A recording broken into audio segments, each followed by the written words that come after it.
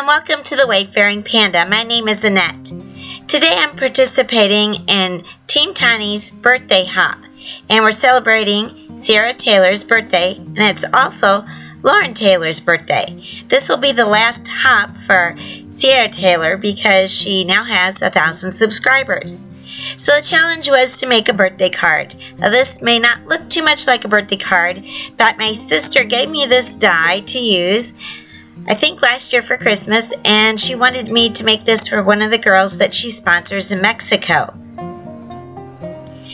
And as a child, I would have really liked a card like this because I really love animals. So I always like to get birthday cards with animals and Snoopy. The die I'm using is by Sizzix, and it's called a Fold-A-Long Die, and it's a fox die by Jen Long. So I started out by folding the paper in half, and then I used the main die to cut out this. And then I'm going to use my bone folder to score it in half in the middle, and then I need to score the two sides. And it'll be sort of a gatefold card. The paper I'm using is a cardstock from Stampin' Up, but this is from my sister's stash. She used to be a Stampin' Up demonstrator, so I'm not sure that they even make this paper anymore, but it's kind of an orange-brown color, which I think is perfect for a fox. The main thing you need to do is to place the main die on the fold, and that's how you get all three foxes connected. Now I'm using some cream colored paper to cut out the smaller fox, and this will go inside with a sentiment. And these long pieces are for the white fur on the fox, and also a white tuft of fur for his tail.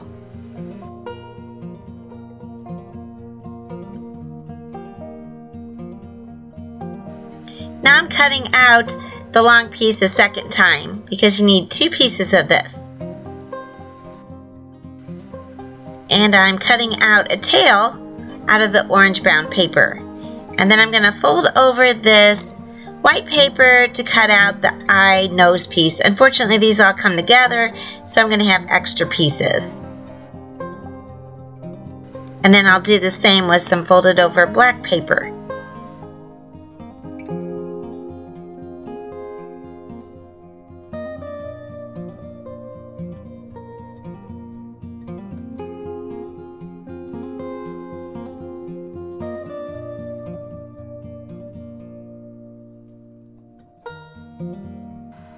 I'm going to use the Photoplay Fall Breeze collection, a sheet of that, to cut out another fox, and I'm going to use this pattern paper for the inside of my card to decorate it.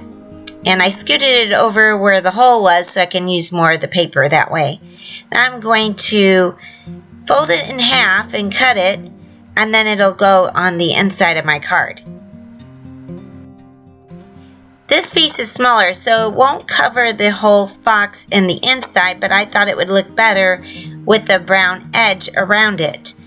And if you wanted it to cover the whole fox inside, you could use the larger die and just do a partial cut on that. I'm going to go around the edges of the pattern paper and the cream paper with my tea dye distress ink, and I think that'll marry all the papers together and also give it a finished look. And it'll look good on the cream so that it looks like he has some shaded fur in with his tail. My sister gave me, besides this die, she gave me some other fox things, so some fox paper and some stamps with foxes because it's one of my favorite animals. Which is probably why the red panda is one of my favorites. Actually, it is my favorite because its Chinese name is Hunho, which means firefox in Chinese. I'm using my stamping platform from Holtz to stamp my message inside, and I'm using Fawn's Scripty Spanish sayings for the inside, and I'm using the one that says Feliz Cumpleaños. I'm not quite sure if I said that right, but it means happy birthday in Spanish.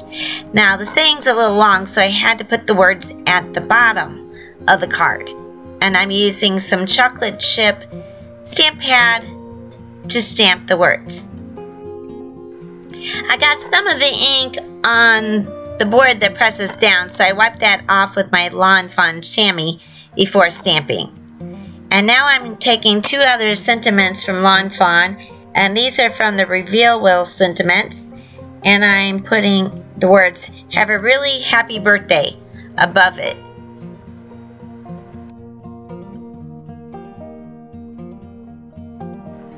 When I first cut this out, I wasn't sure I did it right because of the hole that's in the middle, so I went and watched a video from Sizzix on this product, and what you do is just put the paper in this little tab that's created, and then it'll pop up a little bit when you open the card.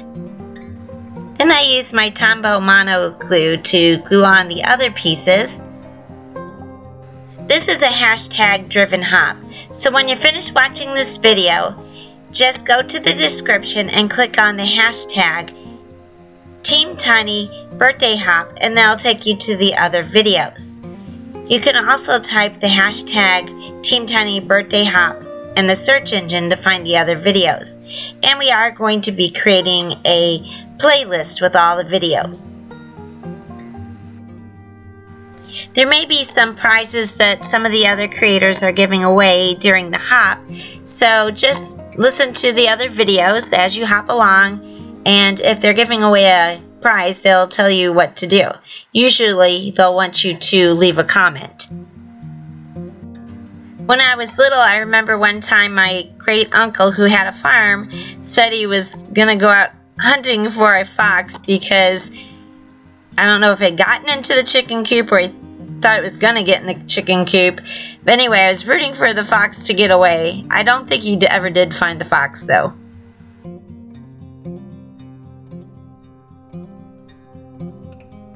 Before I glue the cream colored fur on, I just checked to make sure how it fit on there. And it just fits right in the corner of the ear at the very top along the lines. I hope you get a lot of ideas and inspiration on the hop for birthday cards or just ideas of how to make cards. All the members of Team Tiny are small YouTube channels with less than 1,000 subscribers, so you won't see any ads, and you can really support small channels like ours by liking and subscribing. That helps us to move up in the YouTube algorithms. Then I glued the smaller black eye to the larger white one, and the black eye has a little hole in the middle, or not quite the middle, to make it look like a little bit of white shining through, and I think that looks like a good detail to make it look more realistic. And then I just kind of move the eyes around to get them to look like they're in the same place and not cockeyed. Then I glue the nose just on one side of the fox so that when it closes, it kind of holds it a little bit together. Then I also use my Tombow multi-glue to glue on the top fur to the tail, and then I'm going to use some foam squares to attach it to the fox to give it a little bit of dimension.